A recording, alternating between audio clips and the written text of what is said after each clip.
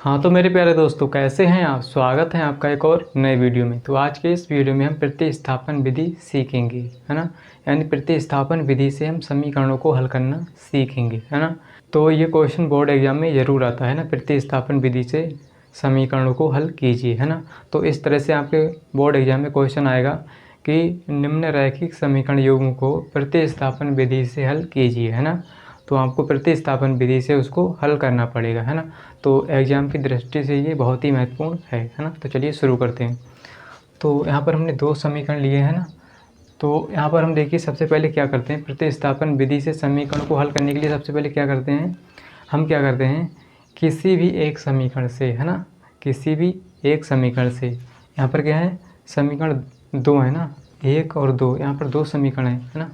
तो हम क्या करेंगे, किसी एक समीकरण से या तो x का मान निकालेंगे या तो y का मान। फिर क्या करेंगे, उस x या y का मान समीकरण दो में रख देंगे, है ना, समीकरण दो में, है ना। फिर वहाँ से हमें उसका मान मिल जाएगा, यानी आंसर हमारा आ जाएगा, है ना, x y के मान निकल जाएंगे, है ना।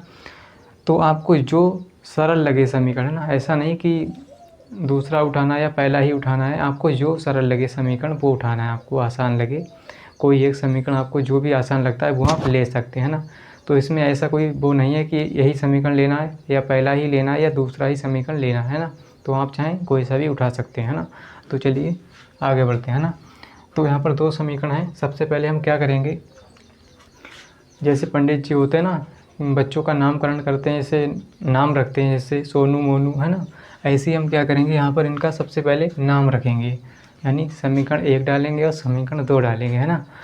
तो यहाँ पर क्या करेंगे हम, समीकरण देखिए यहाँ पर क्या पहला समीकरण क्या है, 3x प्लस का 4y बराबर में 10। इसको हम समीकरण नंबर एक मानेंगे, यानी समीकरण नंबर एक डाल देंगे, है ना। इसका हमने नामकरण कर दिया। तो थोड़ी देर के लिए हम भी पंडित जी बन ही गए, है ना। अब क्या करेंगे, समीकरण दो क्या है, x प्लस 2y बराबर 14, है ना। तो इसको हम समीकरण नंबर दो डाल देंगे, यार समीकरण दो इसको नाम दे दिया हमने, है ना। अब क्या करेंगे, इतना करने के बाद, है ना, इतना करने के बाद आपको जो सरल लगे समीकरण, है ना, जो आपको आसान लगे उसको उठा लेंगे, है ना। तो हमें यहाँ पर दूसरा समीकरण जो है सरल लग रहा है, यानी आसान लग रहा है, हम यही को ले लेंगे, यानी इसी को ले लेंगे, है ना। तो यहाँ पर हम क्या करेंगे, यहाँ पर लिखेंगे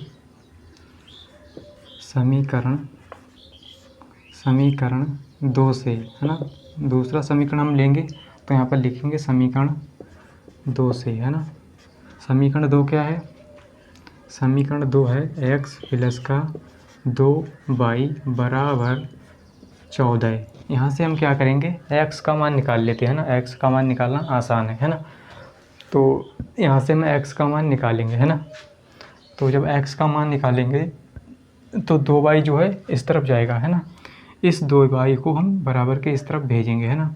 तो यहाँ पर x बराबर हो जाएगा, ये प्लस का 2y है, इधर जाएगा तो ये 14 पहले से है ना, 14 पहले से है। इसको क्या करेंगे, 2y को इस तरफ भेजेंगे तो ये माइनस का 2y हो जाएगा, है ना, माइनस का 2y।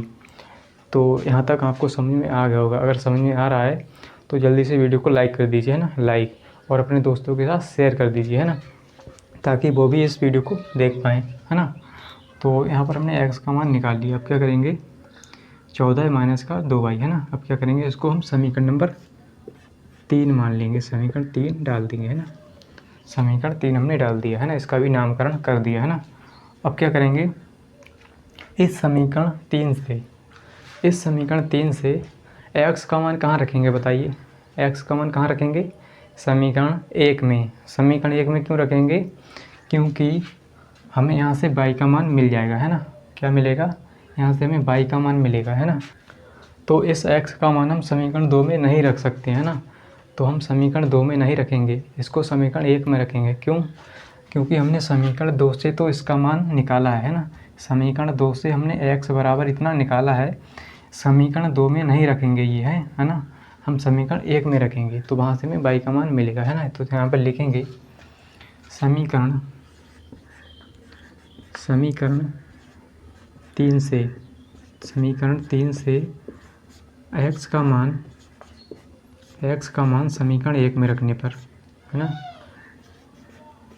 समीकरण एक में रखने पर, है ना, इतना लिख लेंगे आप, है ना, रखने पर। तो समीकरण एक क्या है, इसको नोट करेंगे। समीकरण एक क्या है, 3x, है ना, 3x क्या है, 3x, फिर क्या है 4y, फिर क्या है 10 बराबर में, है ना। अब देखिए हमें क्या करना है, समीकरण 3 से x का मान समीकरण 1 में, है ना। तो x का मान रखेंगे 3 गुणा x की है क्या है 14 माइनस का 2y, 14 माइनस 2y, है ना। x की जो है हमने लिखा 14 माइनस का 2y। तो हमने कुछ नहीं किया, यहाँ पर केवल x का मान ही अभी रखा है ना, जो हमने निकाला था तो उसका मान हमने यहाँ पर रखा है ना। तो समझ में आ रहा है बाबू, जल्दी से बताइए, समझ में आ रहा है तो जल्दी से लाइक करते रहिए, जिससे हमें मोटिवेशन मिलता है ना। तो आपके एक लाइक से हमें मोटिवेशन मिलता है, जिससे हम अच्छे अच्छे वीडियो बनाते रहें, है ना। तो जल्दी से लाइक कर दीजिए और चलिए आगे बढ़ते हैं ना। तो देखिए यहाँ पर क्या है, हमने x का मान रख दिया। अब क्या है, प्लस में इसके 4y, है ना, प्लस में 4y और बराबर में क्या है 10, है ना। अब क्या करेंगे, इस 3 के अंदर गुणा करेंगे, है ना। तो 3 यानी 14 3 42 होता है, कितना 42, है ना, माइनस 3 की गुणा 2y से, यानी माइनस का 2y है, तो 3 दूनी 6y, है ना, 6y और प्लस में ये 4y, कितना है 4y, है ना, बराबर में कितना है 10, बराबर में है 10। अब क्या करेंगे, देखिए माइनस का 6y और प्लस का 4y, तो ये माइनस का बड़ा है, प्लस का छोटा है ना। तो माइनस का 2y बचेगा, 4 में से 6 में से 4 जाएगा, कितना बचेगा 2, है ना, 6 में से 4 जाएगा 2। तो यहाँ पर हो जाएगा 42 माइनस का 2y, है ना, माइनस का 2y बराबर 10, बराबर 10। अब क्या करेंगे, इस 42 को इस तरफ भेजेंगे, हम y का मान निकालेंगे, है ना, y का मान। तो हम क्या करेंगे, y का मान निकालेंगे, है ना, हमें निकालना है किसका, y का मान, है ना। तो यहाँ पर हम क्या करेंगे, 42, इस 42 को इस तरफ भेजेंगे, है ना। तो ये माइनस का 2y यहाँ पर बचेगा और यहाँ पर हो जाएगा 10, और इस 42 को इस तरफ भेजेंगे तो ये माइनस का 42 हो जाएगा, माइनस का 42, है ना। अब देखिए माइनस का 2y बराबर, अब देखिए 10 में से हम 42 को घटाएंगे, यानी संख्या कौन सी बड़ी है, 42 ना, यानी माइनस का 42 बड़ा है और प्लस का 10 छोटा है ना। तो कौन सी संख्या बचेगी, 42 वाली, मतलब 42 वाली बड़ी है तो माइनस वाली संख्या बचेगी, है ना। तो माइनस वाली संख्या हम क्या करेंगे, इसको 42 में से 10 को घटा देंगे, है ना। तो कितना बचेगा, कितना बचेगा 32, कितना बचेगा 32, वो भी माइनस का, है ना। तो माइनस वाली संख्या बड़ी है इसीलिए माइनस का 32 बचेगा, है ना। तो यहाँ पर बचेगा 32, है ना।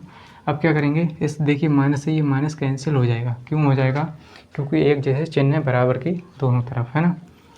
तो अब क्या करेंगे, तो हम क्या करेंगे, y का मान निकालेंगे, है ना। तो यहाँ पर हो जाएगा y बराबर 32/2, है ना। ये बटे में आ जाएगा 2, क्योंकि इसके गुणा में y के गुणा में क्या है 2, तो हम इस 2 को इस तरफ भेजेंगे तो ये बटे में आ जाएगा, है ना। अब क्या करेंगे, काट लेंगे, 2 एकम 2, 2 एकम 2, 2 छंग 12, यानी y का मान हमें मिल जाता है 16, कितना 16। तो यहाँ से हमें y का मान कितना मिल गया 16, है ना। अब क्या करेंगे, इस y का मान कहाँ रखेंगे, है ना, कहाँ रखेंगे, समीकरण 3 में, वहाँ से हमें x का मान मिल जाएगा, है ना। तो लीजिए सर जी, हमने y का मान निकाल लिया, अब हम इस y का मान समीकरण 3 में रखेंगे, है ना। तो यहाँ पर लिखेंगे y का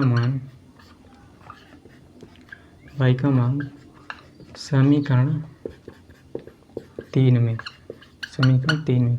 तो समीकरण 3 क्या है, समीकरण 3 है x बराबर 14 माइनस का 2y, x बराबर 14 माइनस 2y, है ना। अब x बराबर हो जाएगा 14 माइनस, अब देखिए y की जगह क्या रखेंगे, y की जगह क्या रखेंगे, y की जगह 16, है ना, 16।